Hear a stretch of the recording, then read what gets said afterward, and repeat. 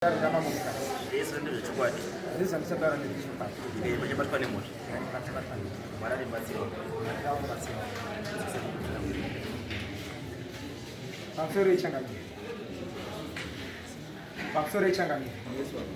ndinodzi brand jarani ndakaberekerwa mudiko matengezi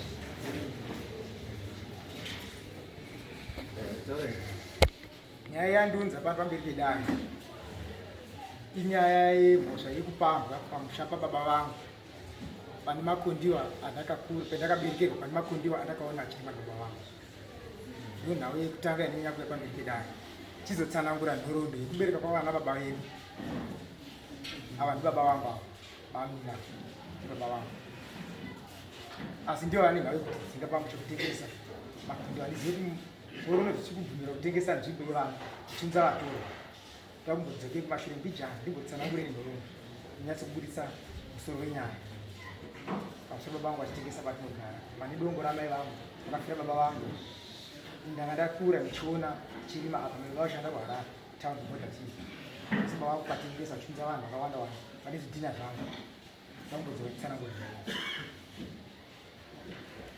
mamusoro echangamiro tunyoda isu yechi yemunda yawataura kuti minda yavabvawo kwekuita sei iri kutengeswa ndopatinonyanya kudai pavhosha tisei chikuda chete its just for you to prove kuti zvoiswa munda ndevani yes saka iwo wati minda ndeyenyu ndipo makakurira minda yababa wako yes then ava ndivo baba mini ari baba mini arisabo ndiye wauri kuaccuse kuti ndiye akatora minda iyi ndiye vakatoisa vanhu pamberi pemunda mababa vedu imomo vanoti munin'ina akavaka pamusoro papo paiva nedongo vakafira baba vakafira futi baba mukoma wavo koma vakachemerwa imomo ndiva ndingazosasa waka vachena pamusoro ini pango pamberi ndo pane zvidhina pasasa pamusoro munin'ina wamwe ari South Africa vakangodaro ndiro zvira baba vedu rava vanaro vana baba munini wamaro zvakangomira futi ana sekuru edu vakodaro asekuru nevana vavo vakangodaro.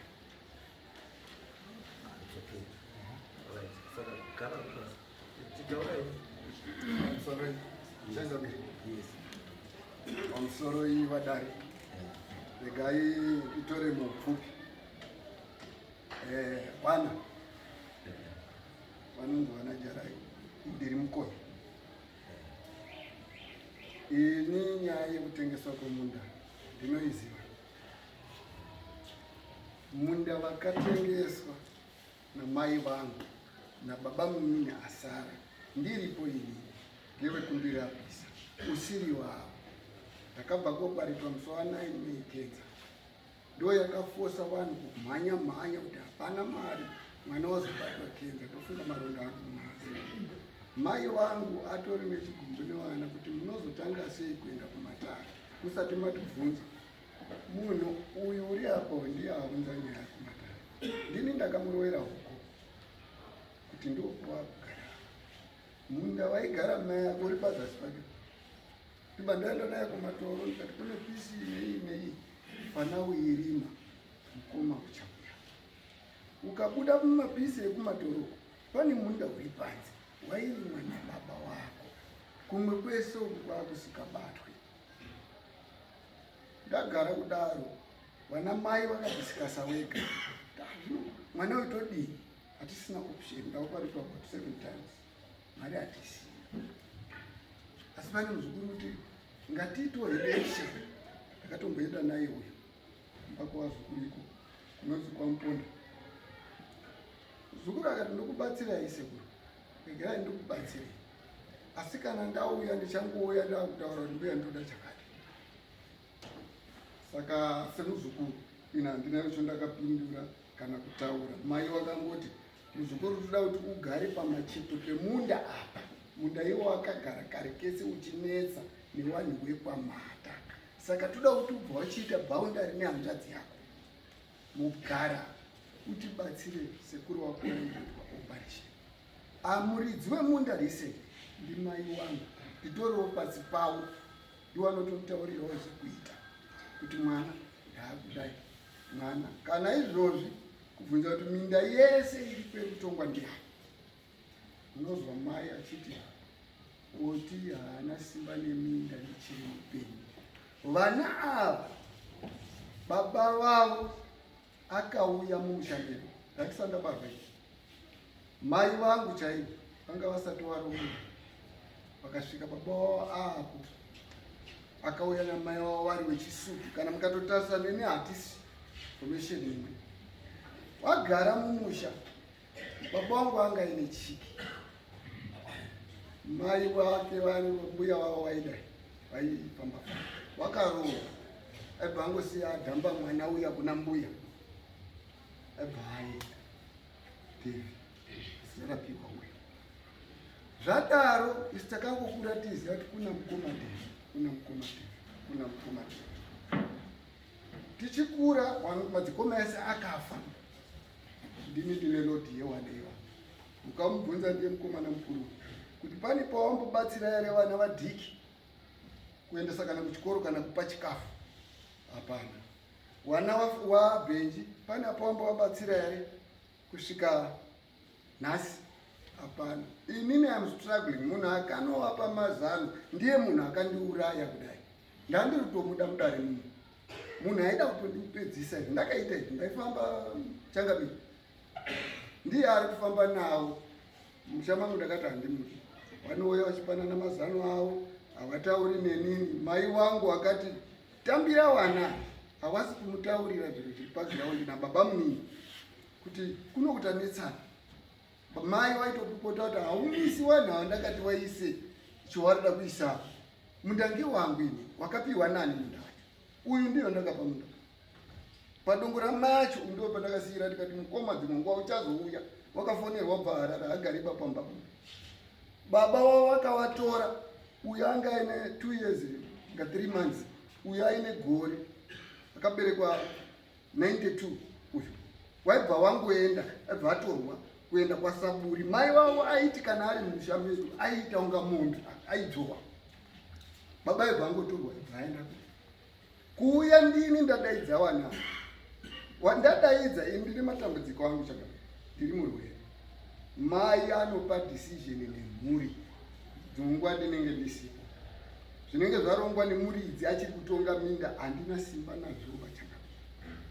Zvaari kutaura kana kuti mumbomubvunza kuti takambogara pasi ere tikambotaurirana ukadaidza mbuya muridzi wemunda kuti takamboita anything here. Inini ndiri mukoi, ava ndijarai.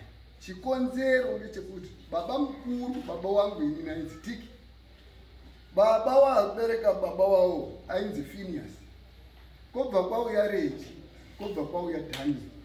Madzibaba ese aya akazi mwana wauya naPhineas musamutore sechitupa handizi kuti ngewaniba before ndisati ndafa. Akanopotera kuhamba kwajarai kuti zvinondoraramawo ere ndisina chitupa. Baba wavo asiya wana baba wangu wese ngekuti pakasiwa mhiko. Asina isikifezi kutora wana kwese. Ndikamupa munda wakakwana wokuti munda aina wana wangu hauna kusiyana.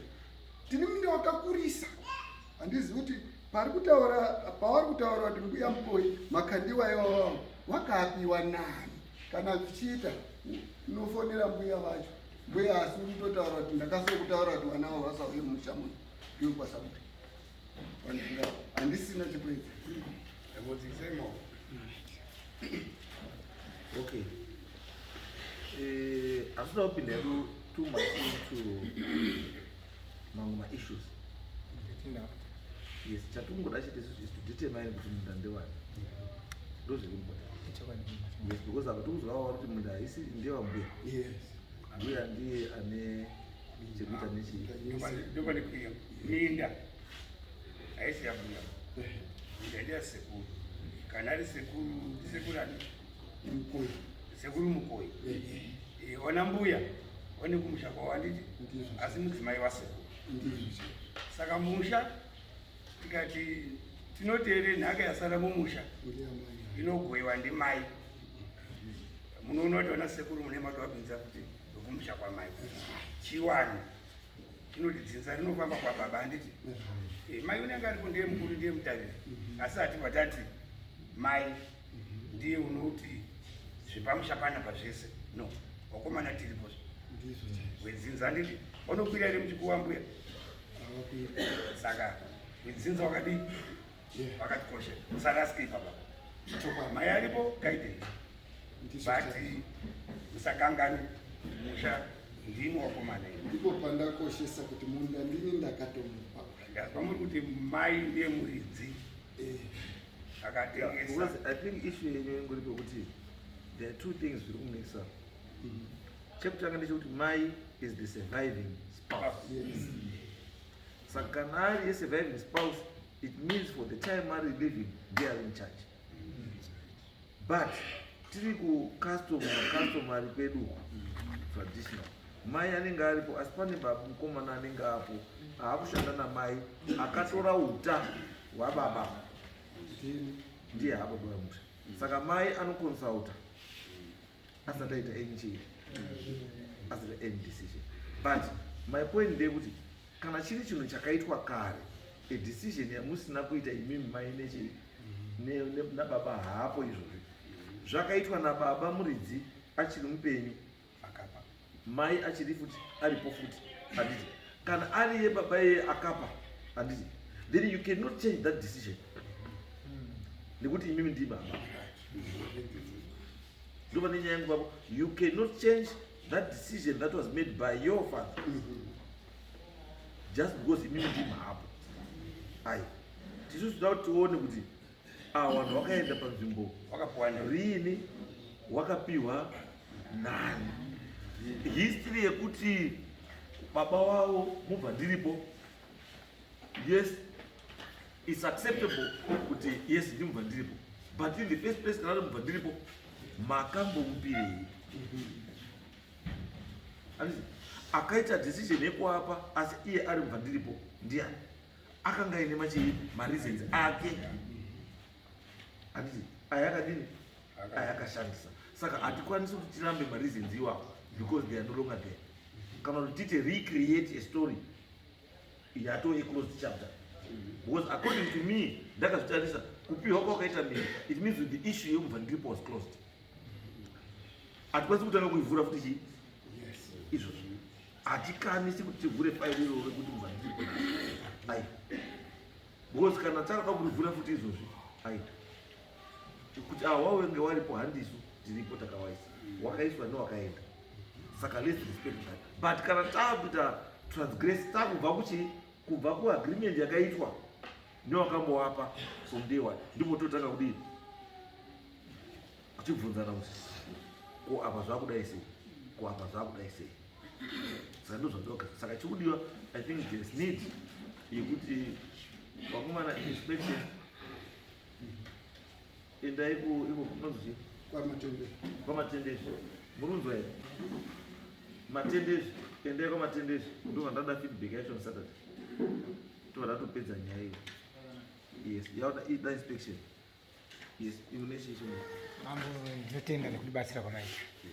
Takakura ini ndanda grade 4. Baba vedu vane pevakavaka patori nemusha. Zvese izvozvo zviri kabva neinspection.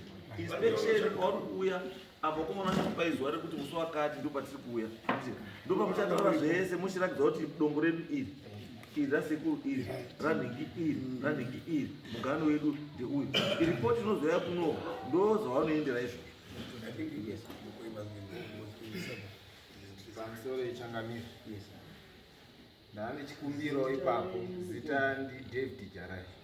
Ndane chikumbiro ipapo kuti handi munhu umwe bakapiwa kuwaka uyu akagurirwa kuzi muzukuru, haasi munhu umwe chete. Pazasi pacho pane mumwe zvaaripo zvakaisa kuti zvidhina nejecha. Right, what will do? Isuti kuti vanhu ivavo panouya kuinspection, vanhu vese vachataura, vanhu ivo vari kuoneka vakaiswa ivo tichawana futi kupi kuno panouya kunopiwa ripoti kuti uyu ari apa akaiswa nani, uyu ari apa akaiswa nani. Munhu anozvitaura ega kuti ndakauya sei, and saka tapedza ipapo then we'll make a decision. Tinotenda MUTASA matibatsirawo nenyaya yedu, asi ndaida kungoti dzokei ndijana kumashure. The reason ye inspection in local kuti tiende paground tizwisise chii nyaya yacho. Maneighbor tinovhunza kwese, tinovhunza zvese, tinovhunza. Andika. Then chokwadi chodii chobuda. Then a decision is then made. Takonsulta vanhu vese ivavo. And apa the fact yekuti sabhuka muri mukati menyaya ndakuda kuti shemuko yanga ari mukati menyaya. Why? Because you are now conflicted and you are an interested party. Yes. So handichateereri maningi zvamunotaura because you are an interested party. Maakutoti tisitozwawo vamwe. Mambo ndinotenda. Yes. Uyu anoti ndishe futi. Mambo muzukuru.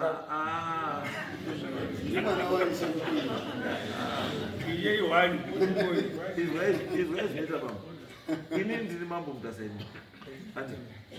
Asi vese vamuri kuona vese vako chimbadzwa, chimuriwo, chivese madzimambo esa. Akambona. Kana even mwana wangu ini ndandozi mambo.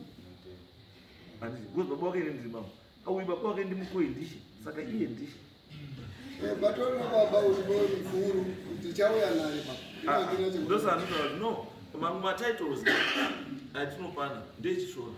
Nditotoziva kuti shona tikataura kuti chakati. Tiri kuti yes. Anditi. Tikaenda kuBritain muzi Prince Charles. Prince William. Prince Harry. Say Prince William na Harry waizozi Prince. Baba wao Charles ari Prince. Huh? Right, thank you. Right, next.